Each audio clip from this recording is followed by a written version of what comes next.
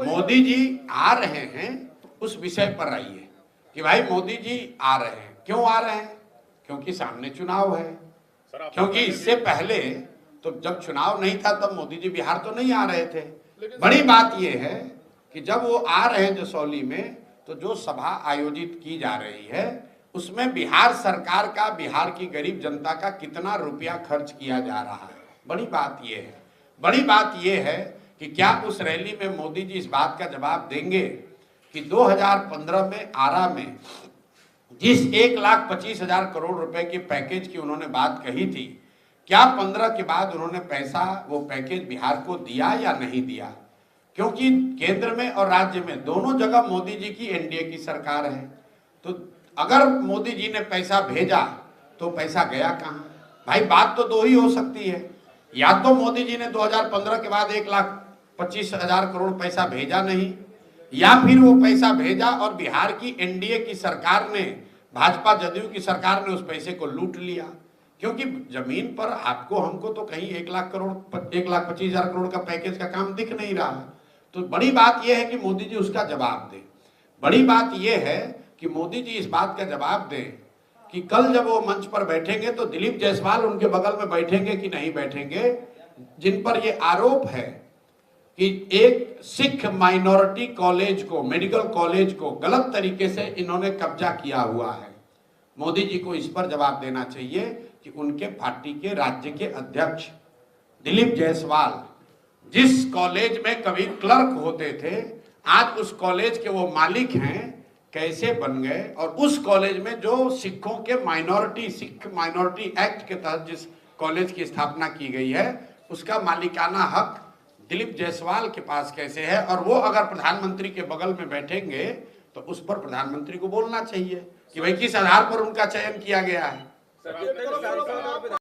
केंद्रीय मंत्री ललन सिंह ने यह आरोप लगाया कि तेजस्वी यादव उल्लूर जुल्लूर अनाप शनाप बोल रहे हैं ताकि बिहार में उन्हें कोई नहीं पूछ रहा है।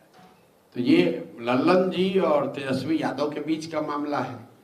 ललन जी और तेजस्वी यादव मिलकर ही तो अभी सरकार चला रहे थे। अभी लोकसभा चुनाव से पहले यही ललन जी तो जनता दल यूनाइटेड के अध्यक्ष थे।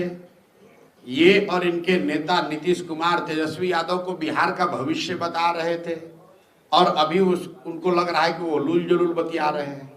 उसी तरह तेजस्वी यादव को नीतीश कुमार में विकास पुरुष दिख रहा था, अब बता रहे हैं कि नीतीश कुमार की वजह से ही बिहार में बड़ा खराबी है। आप जरा सुनिए, ये तेजस्वी यादव कह रहा है कि डीके बॉस कौन है, डीके टैक्स लग रहा है बिहार में। कोई पूछने वाला नहीं है कि भाई जब आप उप मुख्यमंत्री थे, जब आप ही की सरकार थी, आपकी और नीतीश कुमार की, अभी से 1.5 साल पहले, उस समय ये डीके बॉस कहां थे? उस समय भी ये आदमी मुख्यमंत्री के सलाहकार थे, उस समय भी वही कर रहे थे जो आज कर रहे हैं। तो उस समय तो आपको मजा आ रहा था क्योंकि डीके बॉस के साथ साथ आप भी मलाई खा रहे थे। अब आपको खाने को नहीं मिल रहा है तो आप बाप बाप चिल्ला रहे हैं। सर आपने कहा था कि प्रत्याशियों का ठीक हो रहा है। नहीं, ये तो देखिए, जितने ये आयोगों का गठन हो रहा है या तबादले हो रहे हैं या सरकारी निर्णय हो रहे हैं, उसमें एक बात बिल्कुल साफ है कि कहीं ना कहीं नीतीश कुमार उसमें उन निर्णयों में शामिल नहीं है, वो सिर्फ दस्तखत कर रहे हैं। क्योंकि ये सब कुछ नीतीश कुमार जी की जो 20 साल की राजनीति करने की शैली रही है, जो राजनीति और सरकार चलाने का उनका तरीका है, उससे उलट हो रहा है। नीतीश कुमार ने कभी राजनीतिक गतिविधियों पर, रैलियों पर रोक नहीं लगाई। पहली बार ऐसा हो रहा है कि विपक्षी पार्टियों को रैली करने में, सभा करने में, राजनीतिक कार्यक्रम करने में तकलीफ आ रही है। उनको प्रशासन परेशान कर रहा है, उनको परमिशन नहीं दे रहा है। वो चाहे हम लोग का कल्याण बिहार न जाने देना हो या राहुल गांधी को दरभंगा में न जाने देना हो। दूसरी बात, जितने तरह के तबादले हो रहे हैं, आप खुलेआम सुन रहे हैं कि बिहार में छोटे से छोटे पद पर भी 20 लाख, 30 लाख, 50 लाख रुपया का दुकान खुला हुआ है, पैसा दीजिए, ट्रांसफर कराइए।